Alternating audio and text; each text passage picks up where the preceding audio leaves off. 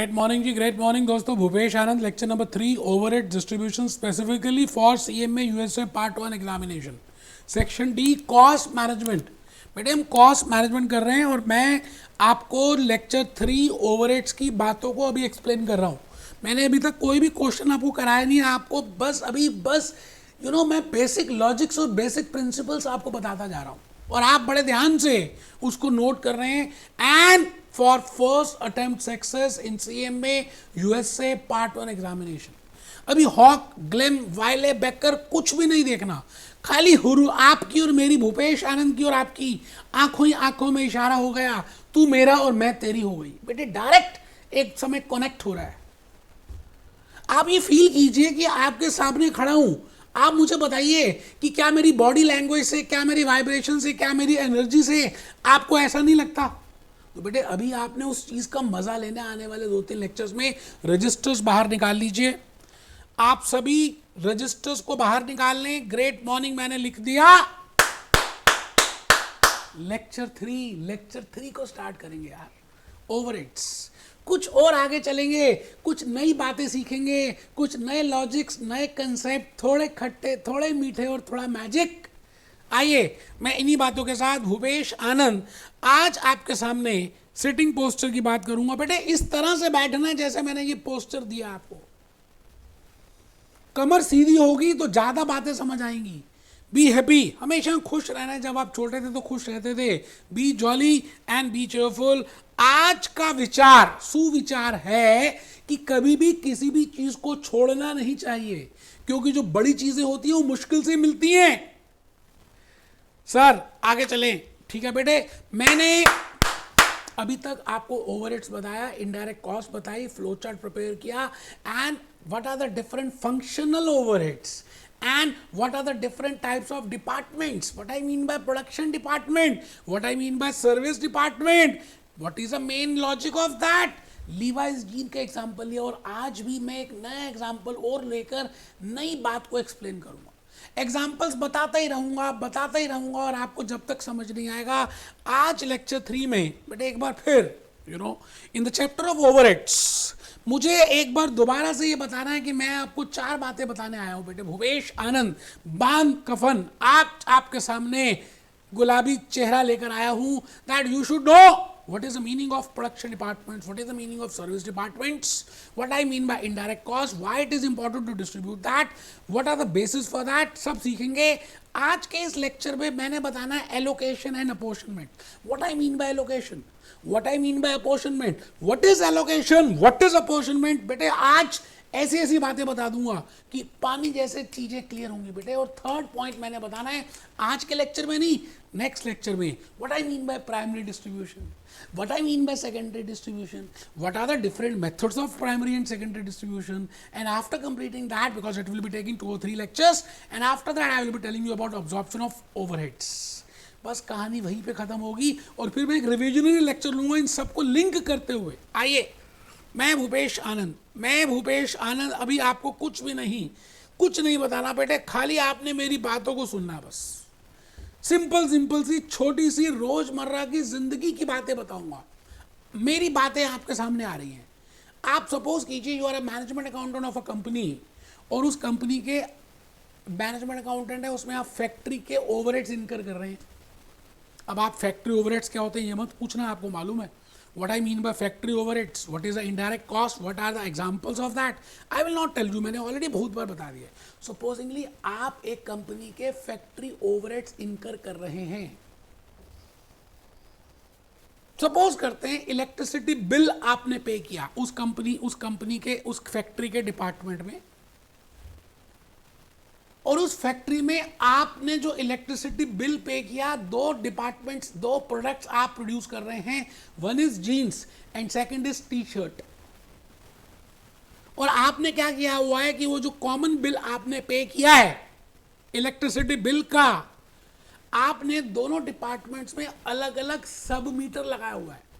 मतलब एक common factory है, जो आपका बिल एक आ रहा है बेटे वो तो कॉमन ही आ रहा है, लेकिन आपने समझदारी की कि दोनों डिपार्टमेंट्स में जो जीन्स का डिपार्टमेंट है और जो टी शर्ट का डिपार्टमेंट है, आपने या ऐसा समझ लीजिए आपके 2 डिपार्टमेंट प्रोडक्शन है और 2 सर्विस डिपार्टमेंट है, ऐसा मान लेते हैं।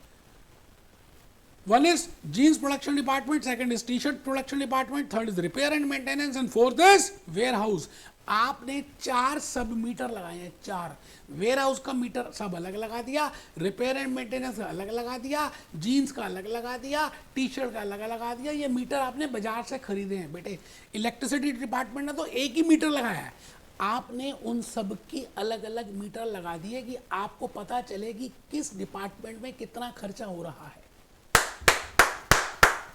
अब आपको एक कॉमन बिल आया इलेक्ट्रिसिटी का, let it be 60,000, let it be 50,000, let it be 70,000, कुछ भी आया, लेकिन आपको मालूम है कि इतने यूनिट्स का आया, तो इसमें से इतने यूनिट्स जीन डिपार्टमेंट के हैं क्योंकि हम उसके सब मीटर से देख लेंगे, इतने यूनिट्स आपने टी शर्ट डिपार्टमेंट में इनकर किए क्योंकि we can see from the sub meter, and this much number of units you have incurred, you have done in case of repair and maintenance and ware house.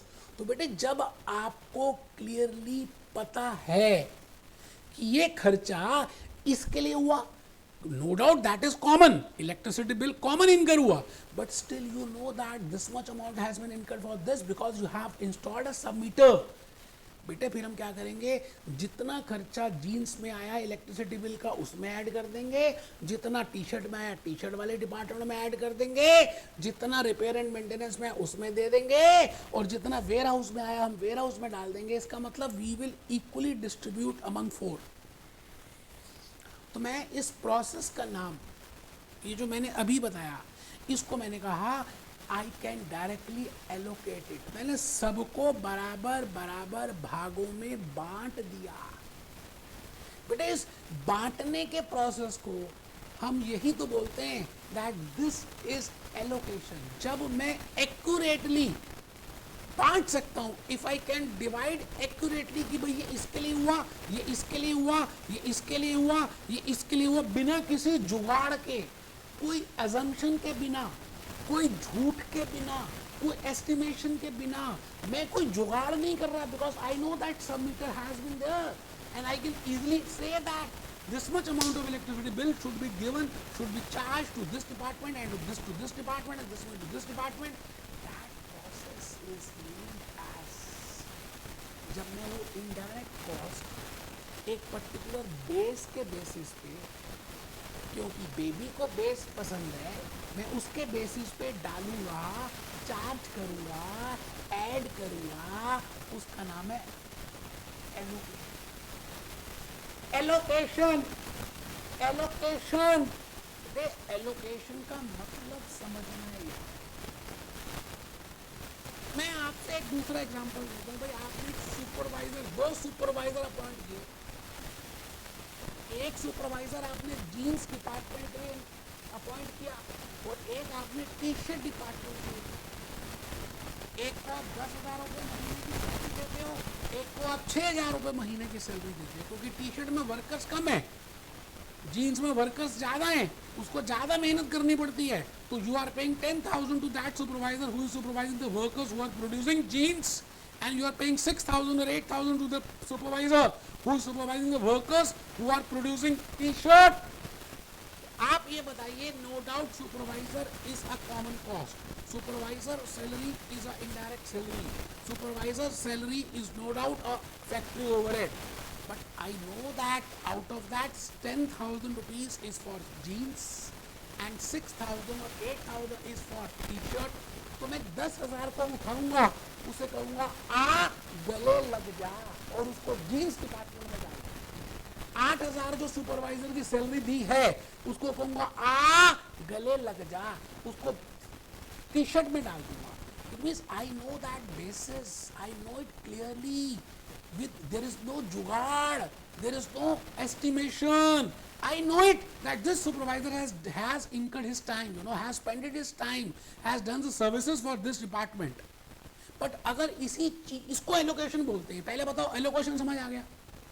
एक बच्चा कहता है allocation तो समझ आ गया, अपोर्शनमेंट बताओ सर। बेटे कमर सीधी करो पहले, और आप रजिस्टर ही नहीं खोला यार, आप में से किस बच्चे ने। धिक्कार है ऐसे जीवन पे जो बेवकूफ़ी के जीवन से चल रहा है। मैं कहता हूं लीवाइस कंपनी ने एक ही सुपरवाइजर अपॉइंट किया, एक ही, तो कभी कभी तो क्या करता है, जीन्स डिपार्टमेंट में जाकर वर्क कहता है बीड़ी सिगरेट मत पियो, बातें मत करो, काम करो। कभी कभी यहाँ चला जाता है किधर, टी शर्ट डिपार्टमेंट में। कोई फिक्स टाइम शेड्यूल नहीं है, एक ही कॉमन सुपरवाइजर है। अब आप बताओ कि मैं इस अमाउंट के सुपरवाइजर को जो सैलरी पे कर रहा हूँ, let it be x dollars, how it will be divided among these two departments. बेटे मैं डिवाइड ही नहीं कर सकता। कैसी बातें कर गए। हाँ जुगाड़ लगाऊंगा, कर सकता हूं, उसके बाद वो नेक्स्ट पॉइंट है। But clearly without any doubt with a clear base I can not divide. कि मुझे नहीं पता कि उसने टाइम कितना जीन्स में लगाया या कितना उसने टी शर्ट में लगाया। जुगाड़ तो बहुत सारे, I can divide it on the different basis.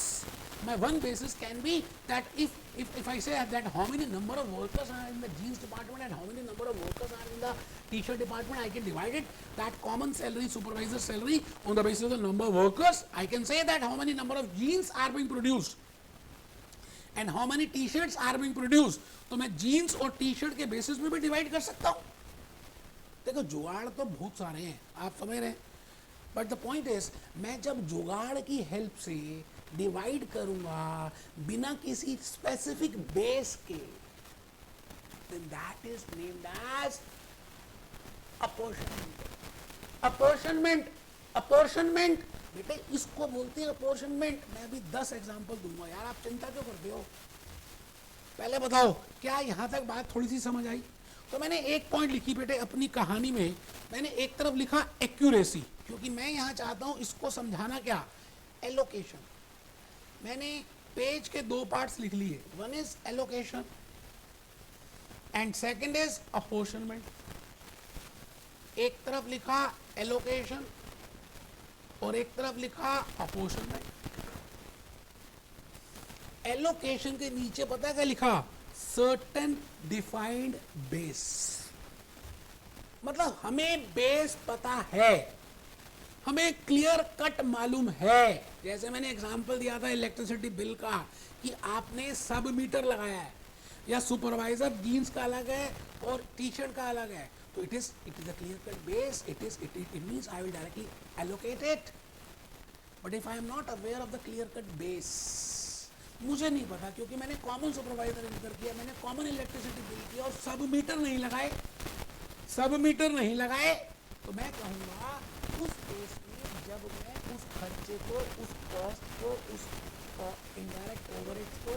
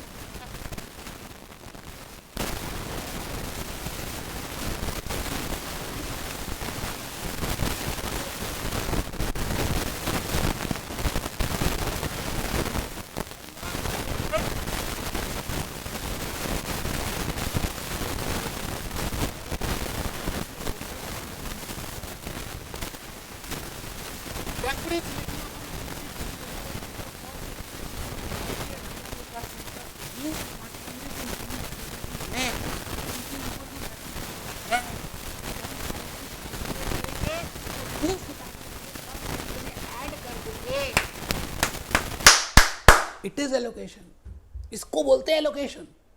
I think आपको थोड़ी सी बात यहां तक तो सबको समझ आ गई। अभी एग्जांपल दूंगा बेटे, पहले अपोर्शनमेंट लिख लेते हैं, फिर एग्जांपल दूंगा।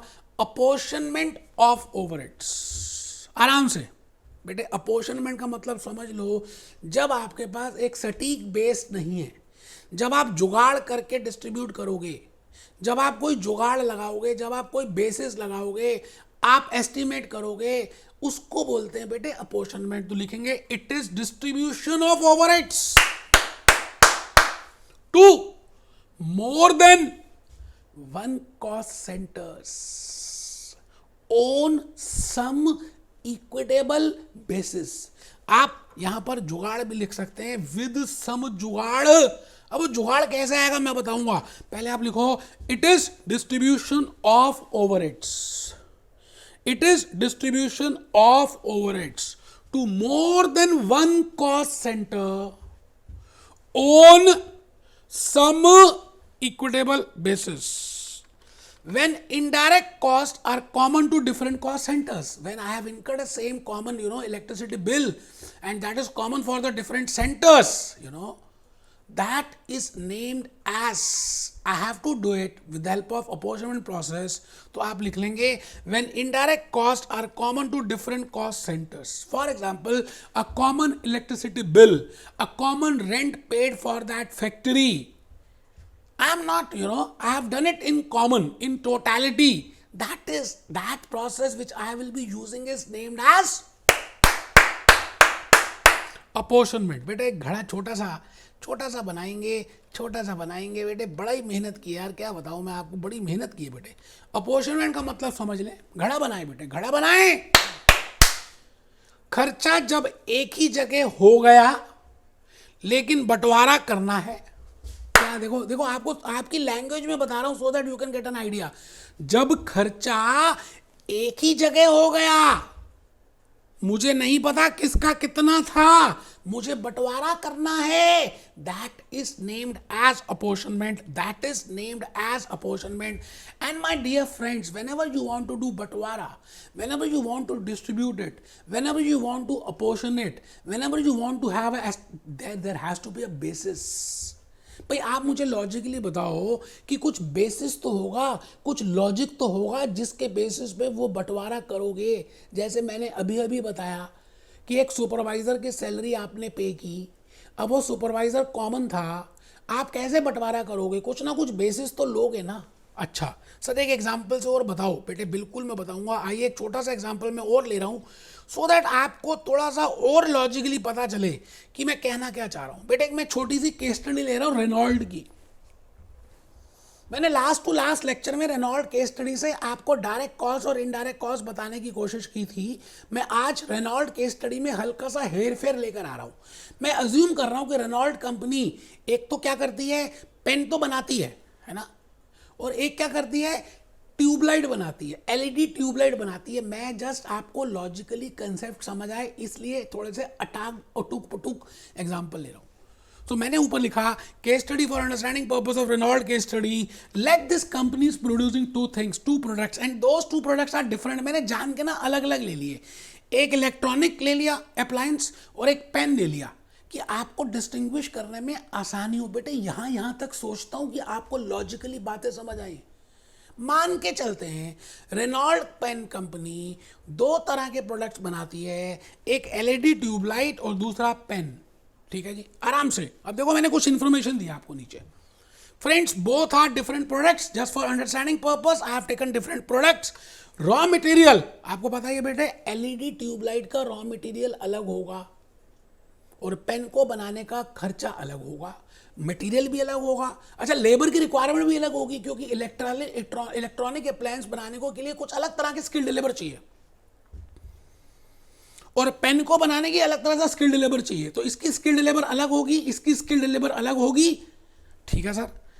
रेंट पेड फॉर फैक्ट्री, मान के चलते हैं कि हमने 50,000 रुपए फैक्ट्री के रेंट को पे किया। अच्छा उसमें ट्यूबलाइट भी बन रही है और उसमें पेन भी बन रहा है क्योंकि फैक्ट्री तो एक ही है। तो मैं आपसे पूछूं please tell me the cost of how much is the cost which is to be incurred और which has been incurred for और how just to ascertain the cost for tubelight, tubelight को बनाने में कितनी कॉस्ट आई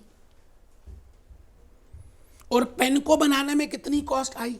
बेटे जब भी cost निकालनी हो ना, मैंने कहा ना डायरेक्ट कॉस्ट और इनडायरेक्ट कॉस्ट ऐड कर देंगे। अच्छा डायरेक्ट कॉस्ट तो ऐड कर ही सकते हैं, material, labour, direct material, direct labour, direct expenses incurred for electronic LED tubelight and direct material, direct labour, direct expenses for pen. ये तो आपको अलग अलग दी होगी, क्योंकि डायरेक्ट का मतलब ही होता है which can be directly related to a cost centre. But factory rent आपको एक ही दिया है, इकट्ठा दिया है, कॉमन दिया है। आइए देखते हैं बेटे, मैंने आपके लिए एक छोटी सी शीट बनाई, क्योंकि बेबी को शीट पसंद है। मैंने लिखा cost ascertainment. If you want to calculate the cost, if you want to ascertain the cost, तो क्या कैसे करेंगे। ये कॉलम बनाया बेटे ट्यूबलाइट, ये पेन और ये टोटल। अच्छा डायरेक्ट मटेरियल जो होगा, डायरेक्ट लेबर जो होगी, ये तो हमें पता ही चलेगी, तभी तो हम इसका नाम रखते हैं डायरेक्ट। इनडायरेक्ट कॉस्ट में मैंने ये खर्चे लिखे बेटे कि हमने रेंट पे किया 50,000, सैलरी पे की $X, फैक्ट्री मैनेजर की सैलरी पे की $Y, इलेक्ट्रिसिटी बिल पे किया 40,000 rupees. All I have taken the examples of factory overheads in Reynolds, and that company is producing two types of products. One is tube light and second is pen. एक बच्चा सोच रहा है ये case study लिखूं या नहीं लिखूं, उसके मुंह पे थप्पड़ मारने का मेरा मन करता है बेटे। आइए, इतनी मेहनत से मैंने ये फैक्ट्स ढूंढे हैं आपके लिए कि आपको लॉजिकली क्लियर कर डालूं एलोकेशन और अपोर्शनमेंट, और आप सोच रहे हैं, शर्म आनी चाहिए यार। अब मैंने आपके सामने कुछ रखा, क्योंकि ट्यूबलाइट अलग तरह के वर्कर्स काम करेंगे, तो उसके लिए उन्होंने अलग तरह का सुपरवाइजर रखा, और पेन अलग तरह के वर्कर्स काम करेंगे, तो उसके लिए उन्होंने अलग से सुपरवाइजर रखे। मान के चलते हैं जो मैंने आपको कहा कि सुपरवाइजर की सैलरी $X है, तो इसके साथ साथ मैंने एक इंफॉर्मेशन दी कि मान लेते हैं 3 सुपरवाइजर ट्यूबलाइट के डिपार्टमेंट के लिए, प्रोडक्ट के लिए काम कर रहे हैं, समय दे रहे हैं, और 2 सुपरवाइजर पेन को प्रोड्यूस करने के वर्कर्स का ध्यान रख रहे हैं। इसका मतलब जो भी $X की कॉस्ट होगी सुपरवाइजर सैलरी, ये 5 लोगों की है बेटे ये 5 की है बेटे, लेकिन मुझे पता है कि इसमें से 3 जो हैं वो ट्यूबलाइट डिपार्टमेंट से रिलेट करते हैं, और बेटे मुझे ये भी पता है कि जो 2 हैं supervisor are doing managing work for managing क्या, पेन वर्कर्स, जो पेन बना रहे हैं उसको मैनेज कर रहे हैं। ठीक है जी, तो अगर मुझे ये मालूम है तो बेटे इसको मैं क्या करूंगा, 3 की कॉस्ट उठाऊंगा और डायरेक्टली पटक दूंगा कहां पे, ट्यूबलाइट के अंदर, और 2 सुपरवाइजर सैलरी की कॉस्ट उठाऊंगा और पटक दूंगा कहां, पेन के अंदर, क्योंकि मुझे सीधा सीधा पता है, सर्टेन है, सब क्लैरिटी है, इसका नाम है एलोकेशन। बट अगर मुझे ये नहीं पता होता कि 3 सुपरवाइजर ट्यूबलाइट पे लगाए हैं, 2 सुपरवाइजर वहां लगाए हैं, कुछ नहीं बताते, वो कहते हैं जी कॉमन सुपरवाइजर सैलरी $X है, तो उस केस में मुझे अपोर्शनमेंट करना पड़ता, और अपोर्शनमेंट मैं किसी बेसिस पे करूंगा, अभी मैं वो बेसिस बताऊंगा। क्या आपको अभी तक एलोकेशन और अपोर्शनमेंट का डिफरेंस समझ आ गया। ठीक है जी, मैं दूसरी बात एक और नीचे कर रहा हूं। सपोज करते हैं कि जो यहां पर कॉमन, यहां पे बिजली का बिल दिया है ना, बिजली का बिल दिया 40,000, ये लिखा है। अगर ये क्लियर है कि ट्यूबलाइट डिपार्टमेंट का सब मीटर ये कहता है और पेन का डिपार्टमेंट ये कहता है, उनका सब मीटर अलग अलग लगाया हुआ है, तो फिर मैं डायरेक्टली आराम से इस 40,000 का विभाजन कर सकता हूं, इसका संधि विच्छेद कर सकता हूं, इसको डिवाइड कर सकता हूं, इसको डिस्ट्रीब्यूट कर सकता हूं with a particular base, and I am very much defined with that base. There is no jugaad in that. I will say it is named as allocation. But if there is a jugaad, because I have not installed any submeter for that, if I am using a jugaad, if I am doing an estimation, if I am dividing it on the approximation basis on a particular base, because I'm not clear that how much is actually for which department and which department, and this process is named as apportionment, my dear friends. यही तो बात समझाने के लिए आया हूं मेरे बेटे, आपको यही तो बात बतानी है. आई थिंक अभी तक लॉजिकली अब आपको क्लियर हो चुका है. बस अब लास्ट पॉइंट बताना है बेटे आज के लेक्चर का. मैंने आपको बताया कि ओवरहेड्स में हम ये बातें सीखने जा रहे हैं. ये है बेटा ओवरहेड्स, ये है ओवरहेड्स ये है. Because I want to distribute overheads because they are incurred in common, because that is a common cost.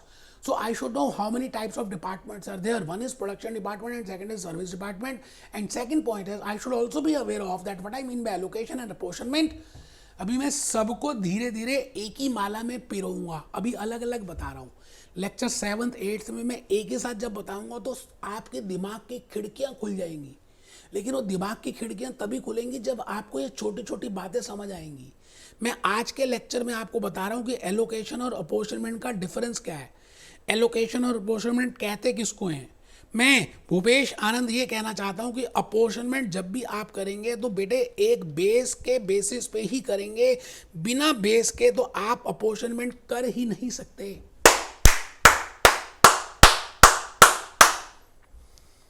अब सवाल आता है, मुद्दा आता है कि आप किस बेसिस पे, किस लॉजिक पे डिवाइड कर रहे हैं दैट कॉमन कॉस्ट.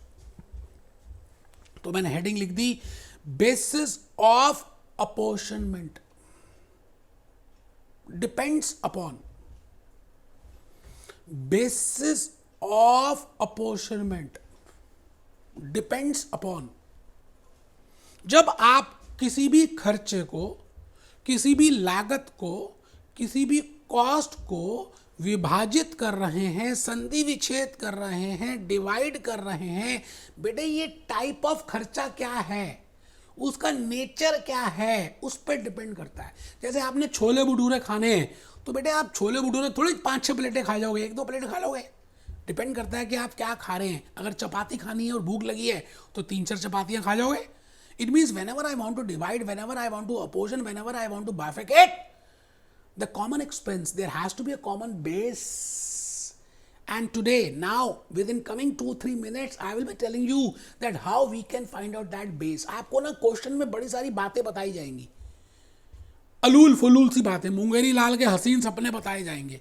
अब आपको उस मुंगेरी लाल के हसीन सपनों में से, आपको इस भूल भलैया में से अपना रास्ता ढूंढना है कि कौन सा बेस्ट लॉजिक हो सकता है जिसके ऊपर आप उस कॉमन कॉस्ट को डिवाइड करोगे. तो मैं आपसे ये कहना चाहता हूं कि अगर आपको रेंट दिया जाए, फैक्ट्री का रेंट दिया जाए, सपोज करते हैं एक फैक्ट्री का रेंट एक्सपेंस दे दिया, जैसे अभी मैंने रेनॉल्ट की केस स्टडी में बताया.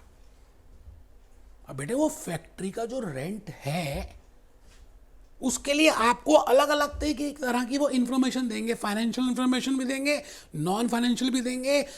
आपको as a management accountant you have to decide that which is the best, which is the most appropriate. तो मैं चाहता हूं कि आप ऊपर लिखें basis of apportionment depends upon type of expense and nature of expense, different ways as per which common cost और indirect cost और overheads can be distributed, divided और अपोर्शनड. बिकॉज अलग अलग तरीके से कर सकते हैं. देखिए there are different schools of thought. एक स्कूल ऑफ थॉट कहेगी ये बेस्ट है, एक स्कूल ऑफ थॉट कहेगी ये बेस्ट है. बट आपको अपना माइंड यूज करना है. और जो मैं आने वाले 5 मिनट में बातें बताऊंगा that are the yardsticks, that are the benchmarks, that are the parameters जिसके बेसिस पे आप डिवाइड करेंगे. जैसे मैंने एग्जांपल लिखा रेंट, और आपके यहाँ पे 2 डिपार्टमेंट्स हैं, मान लेते हैं डिपार्टमेंट ए और डिपार्टमेंट बी, और आपको अलग से कुछ नहीं पता है, इसको डिवाइड ही करना है. या तो मैं तो कहता हूँ अगर मुझे ऑलरेडी बताया जाए कि भाई डिपार्टमेंट ए के मैं 40,000 पे कर रहा हूँ क्योंकि इसका हमारा कॉन्ट्रैक्ट अलग है, और डिपार्टमेंट बी के मैं 20,000 दे रहा हूँ क्योंकि इसका लीज एग्रीमेंट अलग है. एक जगह मैंने बाद में ली थी, एक जगह पहले ली थी, वो डिपार्टमेंट ए है, डिपार्टमेंट बी है. तो जब मुझे पता ही है तो डिवाइड थोड़ी कुछ करना है. I am certain about that, it is allocation. But if the point is, I am not aware of anything, I am not aware of anything, and that common cost is given to me 60,000 rupees, and that has to be bifurcated.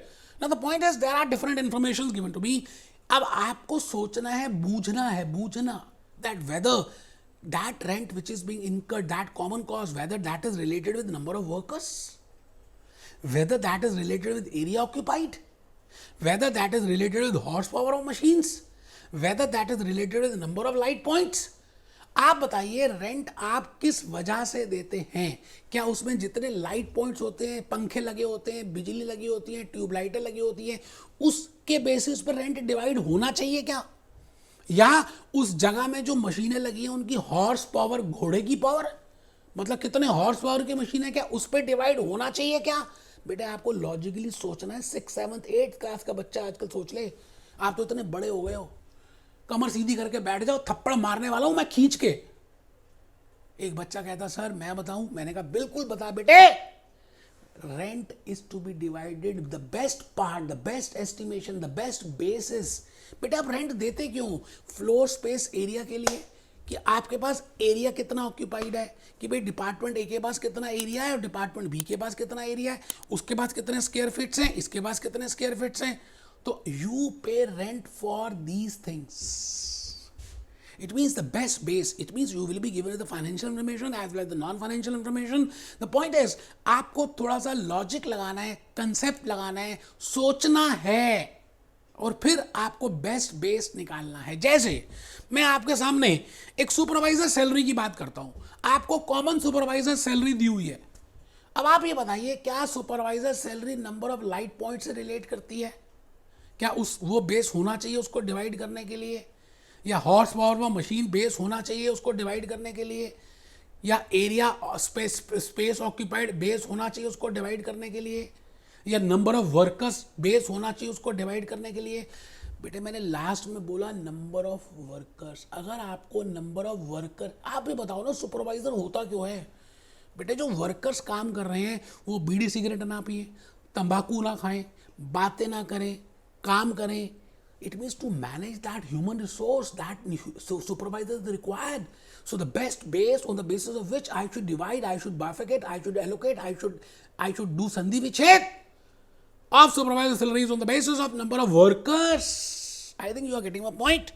Supposingly power bill की बात कर लेते हैं यार. मान लेते हैं power bill common आया. आप ये बताओ पावर, बेटे एक होती है जनरल लाइटनिंग, एक होती है पावर.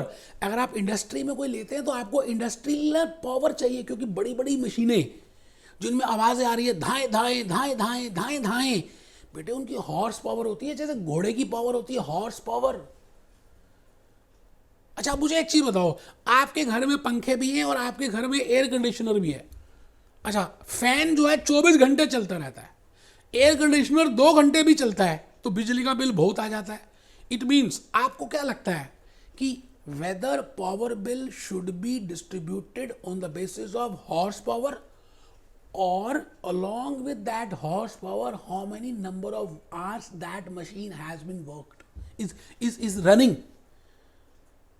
बेटे खाली हॉर्स पावर से भी काम नहीं चलेगा वैसे बेस्ट बेस देखा जाए तो, क्योंकि एयर कंडीशनर की हॉर्स पावर ज्यादा होती है, बट हम एयर कंडीशनर चलाते ही नहीं है. 2 घंटे चलता है, 1 घंटे चलता है. तो मुझे बेस्ट बेस ये देखना चाहिए कि हॉर्स पावर के साथ साथ how many hours that has been put into working. Getting a point? आप समझ रहे हैं जो मैं कहना चाह रहा हूं? तो आप लिख लें पावर बिल. एक बच्चा कहता है जी पहला लिखा ही नहीं लिखो भैया. मैं क्या कहता हूं यार, मर्जी है आपकी. रेंट 60,000 रुपीज कॉमन इनकर किया. These can be, there can be number of other factors also the basis which we can divide. I have just written 4. मैंने 4 ही लिखे हैं कि आपको लॉजिकली बातों को समझाने की मैं कोशिश कर रहा हूं. ठीक है जी. रेंट के बाद मैं आ गया था सुपरवाइजर सैलरी. ये सारी चीजें अपोर्शन कर रहे हैं. अब बेसिस चाहिए, लॉजिक चाहिए, उनको यूज कर रहे हैं. मैं आ गया जी पावर बिल. ठीक है जी. Number of workers, horse power, number of light points, area. I think मैंने आज के इस लेक्चर को प्रॉपर जस्टिस दिया है. ये लेक्चर 3 है. अभी मैं टुकड़ों टुकड़ों में बता रहा हूं, इकट्ठा करके बताऊंगा. पहले छोटी छोटी बातों तो सीख लो. ए तो सीख लो, पी तो सीख लो, पी तो सीख लो, एल तो सीख लो, ई तो सीख लो. फिर बताऊंगा एप्पल, और फिर एप्पल दिखाऊंगा अभी. I think I have given you a brief note about what I mean by allocation and what I mean by apportionment. My objective in the overhead is I want to distribute the overheads. And for distributing the overheads, because I want to calculate the cost, I want to ascertain the cost. And for that, I should know how much is the direct cost and how much is the indirect cost. But in order to find out the indirect cost, in order to distribute that overheads, I have to firstly learn these concepts, because after that only I can logically distribute that overhead cost. And for that, I should know what is the meaning of production department, service department. I should know what I mean by allocation and apportionment, and what are the basis for that. What are the basis of apportionment? तो next lecture number 4 में मैं भूपेश आनंद आपको पता क्या बताऊंगा? Primary distribution क्या है, secondary distribution क्या है, डायरेक्ट डिस्ट्रीब्यूशन क्या है, इनडायरेक्ट डिस्ट्रीब्यूशन क्या है, और उसके अलग अलग तरीके क्या है, मेथड्स क्या हैं. बड़ा मजा आने वाला है बेटे. तो इसका मतलब लेक्चर 4, लेक्चर 5, लेक्चर 6, लेक्चर 7 आने वाले 3-4 लेक्चर्स में हम बड़ा सारा प्रैक्टिकल करने वाले हैं. कैलकुलेटर्स आप अपने पास रखना. मैं बड़ी सारी बातों को समझाऊंगा, आपको बड़ा प्यार प्यार से आगे लेके जाऊंगा, क्योंकि बेबी को बेस पसंद है. Be happy, B jolly, B cheerful.